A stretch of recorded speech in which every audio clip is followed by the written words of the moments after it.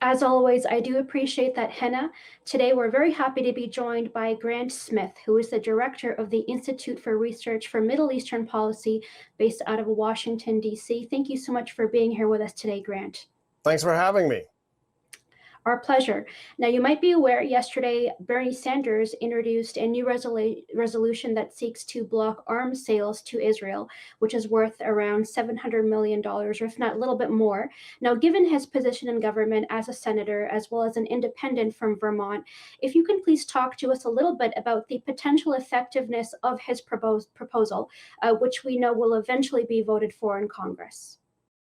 Sure. I think the problem with putting too much hope into this is kind of the trajectory of Bernie Sanders. I mean, there's many people are aware of this video footage of him berating in town hall meetings his supporters who were trying to hold him to account for U.S. policy toward Israel, all the unconditional aid, etc.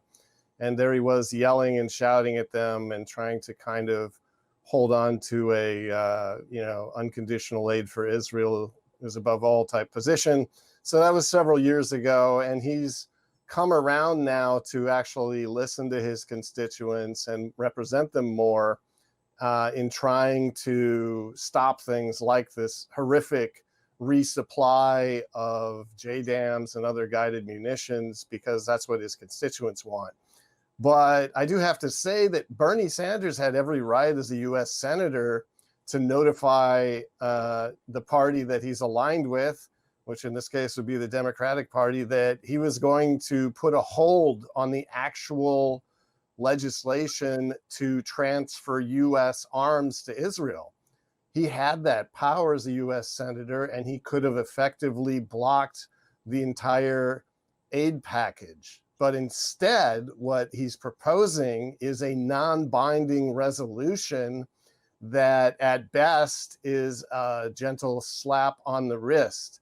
And this is kind of a theme that we've seen over and over again, not only with Bernie, but also the squad, where when it comes right down to using the full authority and power they have as representatives of Americans, who, as our polls all show, are increasingly uncomfortable with the unconditional support that Israel gets from the legislature. He could have done something meaningful and, I would say, powerful, but instead he's engaged in a signaling operation with a non-binding resolution. Now, this specific weapons sale was actually planned out prior to the recent violence between the Israeli government and Hamas. Given the ongoing bombardment, keeping in mind the recent ceasefire from this morning, of course, what do you think might be the trajectory of this sales plan and export plan of the weapons to Israel? Well, as you know, there is a $3.8 billion commitment to provide unconditionally U.S. weapons to Israel that was signed during the Barack Obama administration, which has, so far delivered quantities of weapons, and there's never been even a hiccup in those deliveries. The aid is provided on an accelerated basis so that Israel can receive interest on the actual money that's allocated, something that no other country gets. So my perception as someone who's watched this for many, many, many years is that when things have calmed down, we'll see a resumption in the transfer of extremely advanced weapons from the United States, which is something Israel's lobby here in this country demands. And they'll also resume the very sorts of activities that triggered the military response from Hamas in the first place, which is the ongoing ethnic cleansing of Palestinians from East Jerusalem and from other areas that Israel wants to have for Jewish-only occupation. So, this sort of thing has happened before, and I see no real obstacle to it happening again under the Biden administration. Thank you for that. Now, when we think about the ongoing warfare that you're describing here, I can't help but shift the focus over to various efforts to try to subside this ongoing violence. I just wanted to get your professional perspective on this. The United States, as a nation, has an extensive history, of course, of blocking various United Nations resolutions against Israeli war crimes over the past 5 decades or so. And once again, since the recent violence started, of course. So, why do you think that is, and how does this kind of US support coincide with Congress's tendency to support Israel with arms? Well, as Ian Williams, who's a leading correspondent at the United Nations, recently repeated at a recent conference we held, the amount of effort that is applied directly by Israel and its vast global lobby within the UN, constantly demanding that their concerns be, heightened above all others, pressuring the General Secretary, constantly, seeking meetings and opportunities to block Palestinian efforts in the United Nations. That's been ongoing. The lobby is as much of a force in the UN with its various front groups as it is within the US Congress. So there's no reason to believe that with this extremely compliant new US UN ambassador in place and the party devotion to unconditional support for all things Israel at the UN, there's no reason to expect that any of the extremely justified accountability measures which have been demanded by other countries will get any sort of purchase at the United Nations. The Biden administration has been very forthright that it's not going to make any sort of huge flurry there like the Obama administration did by simply abstaining from a Security Council resolution against further Israeli settlements. The Biden administration is not going to do that at the beginning of its rule when it would have immediate repercussions on its hopes to get more seats in the 2022 elections and other things that it seeks to fund through Israel lobby donor networks. So you're not going to see any giant gestures at the UN. Now, you're, of course, a director of a research institute that's based on topics around Middle Eastern policy.